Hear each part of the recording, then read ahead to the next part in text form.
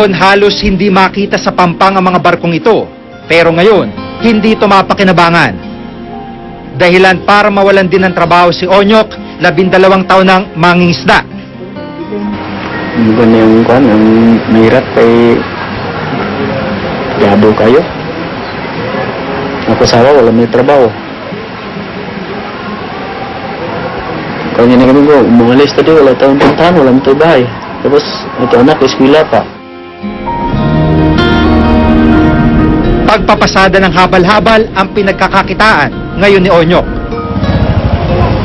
Kung noon kumikita ng halos 4,000 piso kada buwan, ang kita niya ngayon ay hindi pa sasapat sa isang araw na kainan. Ay, magkano kinita mo ngayon? Winta. Sanda. Ay, 50 lang? Sandaan, 50 lang ang kwan ako sa gasolina, 50. Kulang kayo.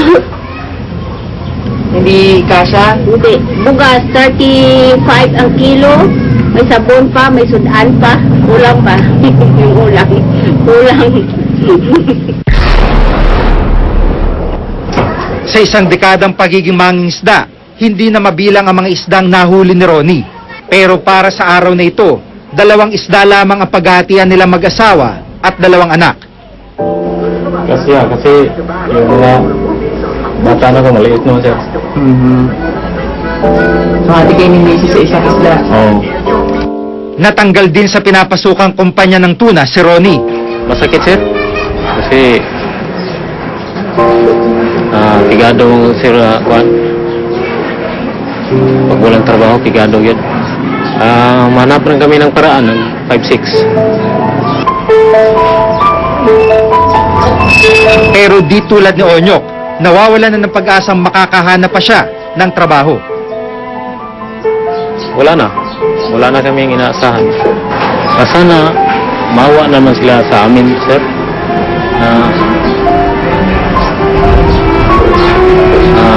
Mabigyan nila kami ng trabaho.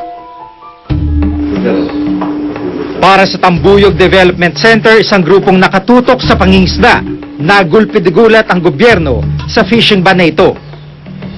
Hindi na ihanda ng maayos ng ating gobyerno yung implikasyon nito, lalong-lalo na sa mga manggagawa at mga iba pang mga maliliit na industriyang nakatali sa tuna.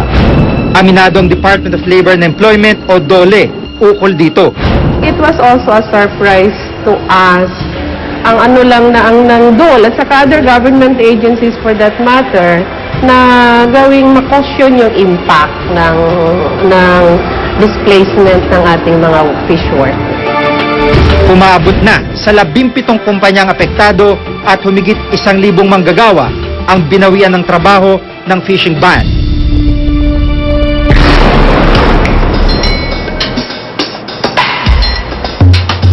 Dahil dito, apektado rin ang supply ng tuna sa canning industry.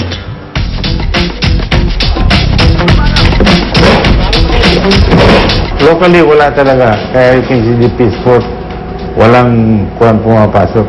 O hindi gaano. Kaya noon na, ang dami dumarating. Kaya pag-import ang nakikitang solusyon ng mga tuna canners. All are imported. Walang local. And the prices has also went up. Bagay na inalmahan ng Tambuyog Development Center. Mukhang ang lumalabas, 80% ng canneries ay dependent sa imported at apektado sila ng pagbagsak ng production dito sa atin ng 20%, ay matagal na sila nag-i-import. Kaya hindi totoo yan. Maaari raw umanong itinulak ng mga malalaking bansa ang ban upang makontrol ang mga fishing grounds ng maliliit na bansa. Anuhin mo yung conservation protection kung di mo papakinabangan. Kung ang nakikinabang ay ang Hapon, ang Koreano at ang Taiwanese. So, at ang nahihirapan ng conservation ay ang mga coastal communities natin. Diba?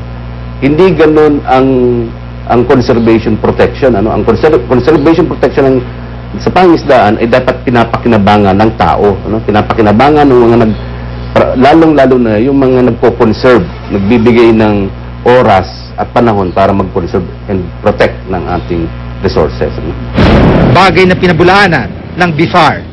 I firmly believe that it's not like that because basically I believe on the spirit of the United Nations conservation measures, and the commission itself, the Philippines being a member, is deliberating every issue. Kakulangan sa pangmatagalang tuna management and development plan ang itinuturo pa ring dahilan ng nararanasang krisis ngayon ng industriya. Ang problema lang ng Bureau of Fisheries, yung kanyang framework sa pag-address ng tuna ay napaka-domestic. Mukhang hindi sapat yung local management program na ginawa dahil dapat tingnan ng buo. Tingnan ng buo ang tuna. Unfortunately, itong tuna management plan na binuo ng BIFAR 5 years ago ay hindi pa makapasa-pasa sa mga consultations natin, mga hearings with the private sector or with stakeholders dahil marami pa sa mga provisions are not agreeable to them. Mag-aapat na buwan na simula ng ipatupad ang fishing ban. At hanggat nananatili ang ban at wala pa ring konkretong solusyon, maaaring hindi lang buwan ang kanilang bibilangin, kundi taon o higit pa.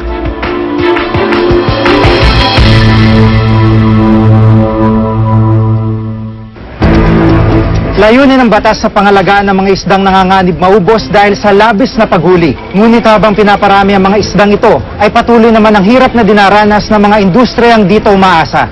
Maraming buhay ang nakaangklas sa tuna kaya't pangmatagalang solusyon ang kailangan para mas mapanatili ang sigla ng industriya ng tuna. Ako po si Jiggy Manicad at ito ang nakatala sa aking Reporter's Notebook.